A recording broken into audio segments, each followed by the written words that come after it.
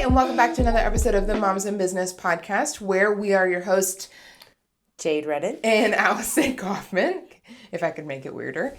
So today we are talking about multiple streams of income to really just stress you out right before the summertime when you want to be relaxing. Multiple streams of income is actually going to set you up to be able to do that for the rest of your life. So we thought we would talk about how to start. You want to kick us off? So I guess one of the things is like, how many streams of income should you have? So I read once that you should have 7 streams of income. So at first you're like, oh crap, I don't have, 7. I get my paycheck on Friday and that's my income. So, but when you break it down, I think more people have more streams of income when you look at it the way we're going to than others, than you think. But the goal with it is, we want to hope not to be paycheck to paycheck. And I know a lot of people are, but those people live in, if you are paycheck to paycheck, the amount of stress that you live day to day, we want the goal to be alleviate that, Yes. Consistent residual income will significantly lower your stress level. I read that like a couple days ago, and I mean, it's not rocket science, but yes, how many fights you don't have with your husband if you're not paycheck to paycheck, or how many, that you're not sweating of where's the next this coming. But it's easier said than done, right? Absolutely, because we've all been there where we've been paycheck to paycheck, and you are literally just like counting the dollars and the pennies to be sure that you can get to your next paycheck, and then something comes up in the middle, and you're like, crap, like now I've got to deal with this, so it's just going to set me back further. But setting up where you have multiple streams coming in and one doesn't stop just because you had a sick day at work helps alleviate that. When's my next dollar coming in? 100%. So obviously, number one stream is your daily job, right? Mm-hmm. Like that paycheck that you are getting. And within people's number one daily job could also create other streams of income. Yes. Like we are blessed where we work at EXP. We have our commission that we make when we sell a home. Mm-hmm. And then we can do residual income if we bring in agents to our company, then we will make a little bit off of what they sell. Mm-hmm. So there comes the second one. We can take a percentage of our commission and we can buy company stock, which is then going to grow money. So now I'm at 3 and I haven't done anything else besides work my job, stay in my lane of real estate. Yeah. And then for us, our fourth one is, we both gravitate toward rental property. Mm-hmm. Because, that's our passion. Yeah. So and as real estate agents, we do have kind of like that in, and it's not something that you have to have. If you are not interested in being a real estate agent, like by all means, you can still buy investment property. You need to get in touch with a real estate agent that's going to be able to help you navigate that process and make sure that they are giving you the advice that you need to hear in terms of purchasing investment property.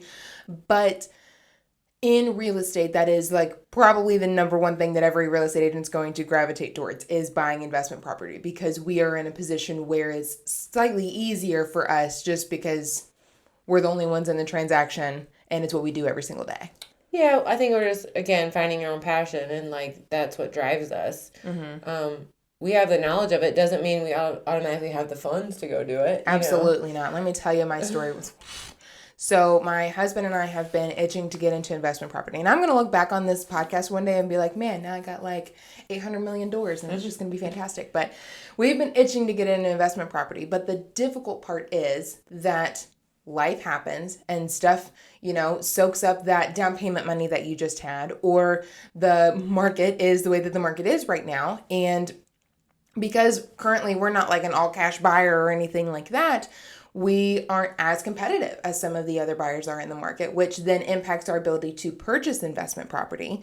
And more than that, when our down payment gets depleted because life happens and you got to fix a car, or you got to do something, or daycare changes the way that they bill you, all of those things, it impacts how soon you're able to get into something, but it's not diminished our drive. It's not diminished our desire to get into the next investment property. It's just made us patient and add even more to that down payment saved up amount, that down payment bucket, so that we can have more buying power as time goes on. So we're not just fixated on, okay, we're going to buy I don't know, we're going to buy a $200,000 house and we're going to put 20% down and that's all that we need to save. No, we're going to keep saving so that eventually we can either buy a house in cash because that's how long it takes us, or we can get into other things along the way. So it is the long road as opposed to just like getting it quick.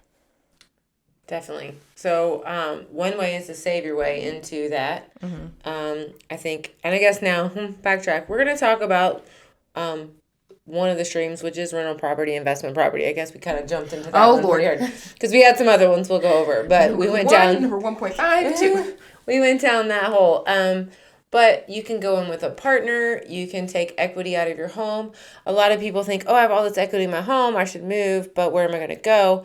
Maybe that's how you get the money for your investment property. Like get an equity line, pull that money out for a down payment on the next one. So there are some ways to get into them. I'm lucky. I have a couple rental homes with my brother and sister. Not many people can do that, but we actually get along and like each other. So it's fun to do that together.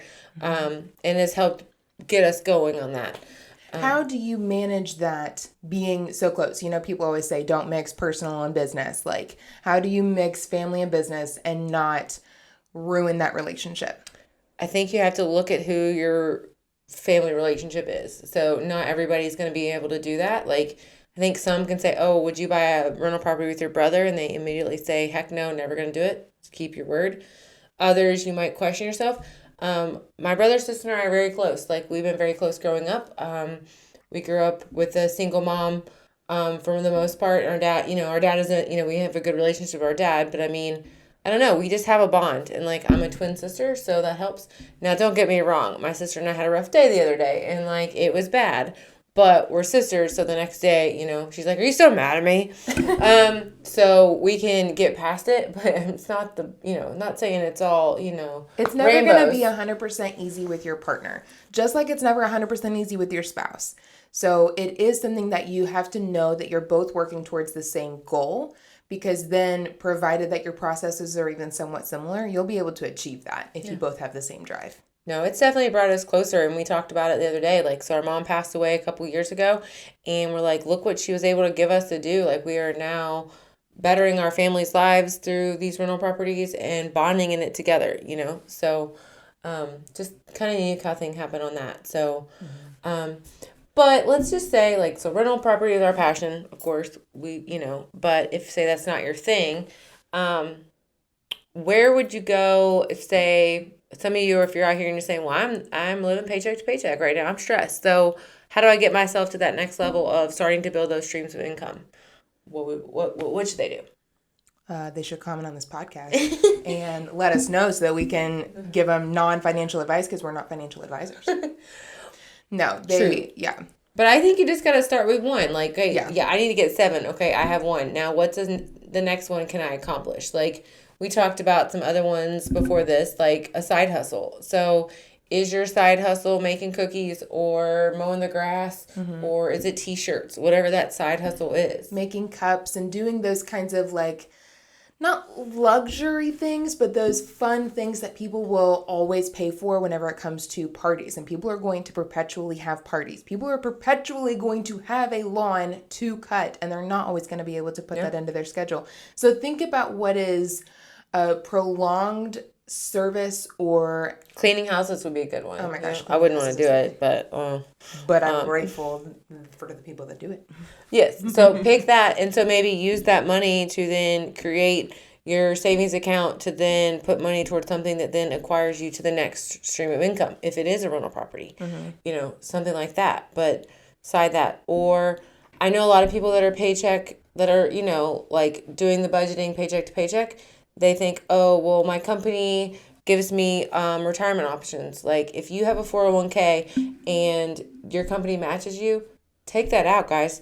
Do it first. Yeah. Like, and you're like, well, I can't afford that. Well, what you don't see, you don't know you have. And so you don't understand with that $20, $50, $100 a month that you didn't see, how that's going to grow over the years to help you retire.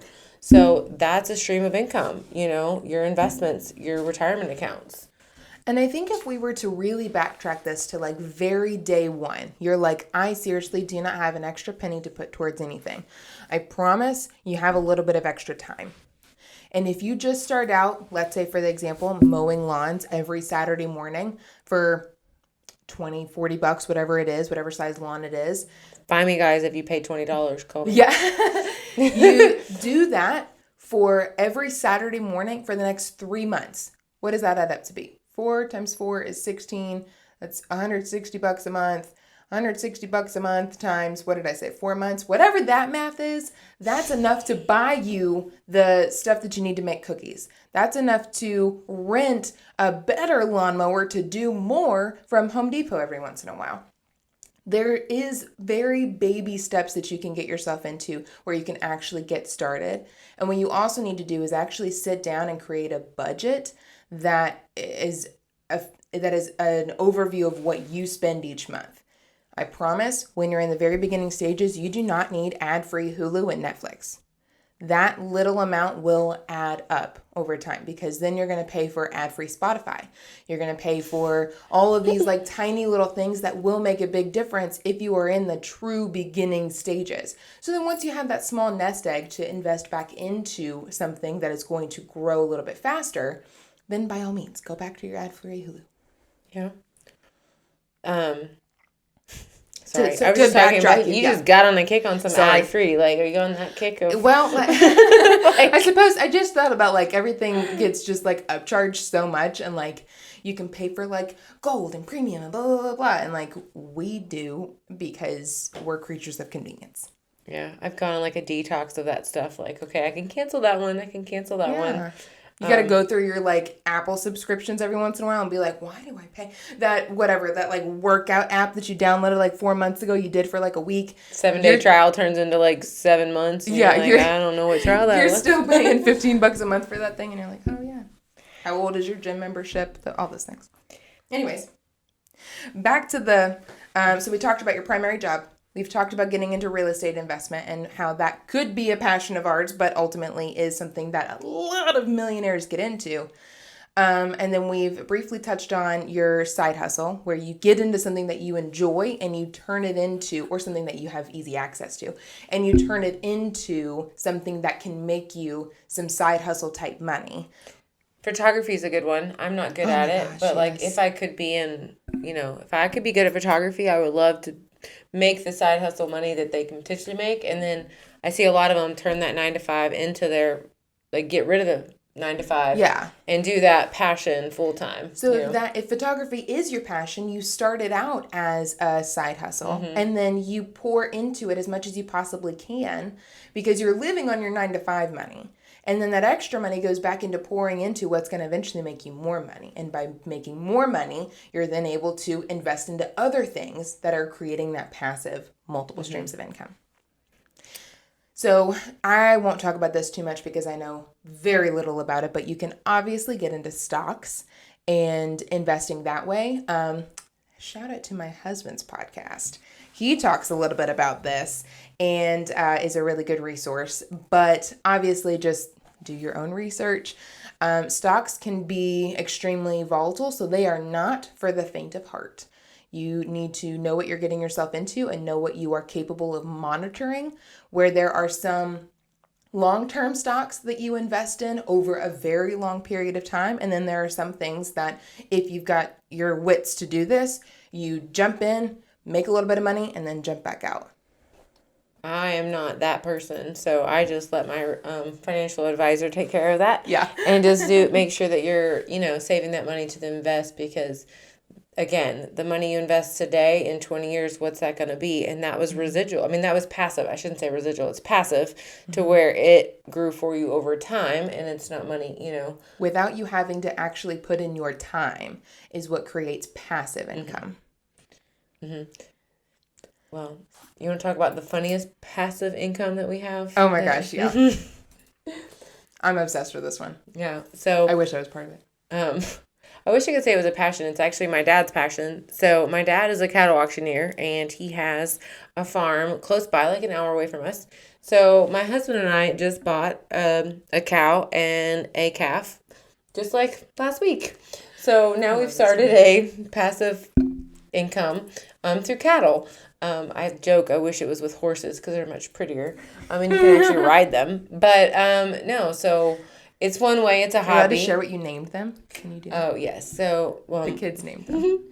we have a cow and then a bull calf. So my daughter's named the cow Rainbow Unicorn, and the calf is Brutus for Ohio State. So, yes. But they had to have a lesson in education the first time because we will be selling Brutus. And so my dad didn't want him to get too attached because, this is to make money, not just a dog. We don't just have this cows. is not a pet. So I told Reese, well, when you get older, you're going to move out. You're going to live on your own. Explaining this to a 4-year-old, okay, we got to get your 7 streams of income built up. Yeah, So here's your cow. So this is their kind of one stream of income for college or whatever we're going to use it for. But it's a hobby turned into making money. Now, should you go buy a cow? No, not everyone has a parent that owns a farm. Right. And he's subsidizing I'm not renting space for my cow. Exactly. But that's his contribution for their college education coming back at him, So, yeah. But yes, we bought a cow and a calf. So keep you updated on that. So. There's lots of different ways that you could make money. I think that does kind of lead us right into our next point, though, which is investing into others' businesses. So let's say that you've been doing this for a little while. You've got a nice little nest egg, but you don't have any more time to spend. Every ounce of what you spend is going to go into passive income that you do not need to spend time on.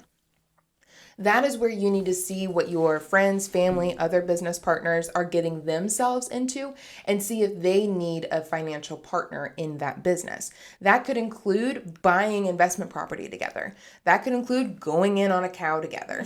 All of those things that essentially your help in there is just financial. So it doesn't take up any more of your brain space per se, but it's going to get a good return. So then you have that, and it could just be a small return. But again, those little pebbles add up and they make into big mounds later. So I guess we could have talked about retirement accounts with stock, but we did. We did. Okay. Yeah. So you need to match your 401k if your company is giving you one. Always put in. If you're self-employed, make sure that you're doing putting in the most that you can for the tax benefit. Again, it's not a tax person, so go find. Is that a problem? That should be okay. Okay. I think. Well, you might hear from us now. You might not. Okay. Oh yeah, we're still good. Okay. We're still on. Just making sure because we don't want to go back and not be here. But yeah, so. Whatever those 7 streams, do you need 7? I don't know. But you need more than one. There is one more that people are getting into a lot lately. So this is going to speak to probably the younger, more modern crowd where you are interested in affiliate marketing. And that would be your social media influencer or your YouTube, I don't even know what they're called on YouTube. Your YouTube influencer, where you are being sponsored by brands, and based on the post or the video or the promotion that you make a percentage of the commission off of that. And then you also make a certain amount of dollars for a fee that you charge to create that post and make that content. But then there's also doing things like selling products with affiliate marketing. Aside from just working with specific brands, you can have Amazon accounts and stuff like that, where if you share your link, which I know you guys have done this, if you share your link, everybody's talking about now how that person can make a small commission off of that.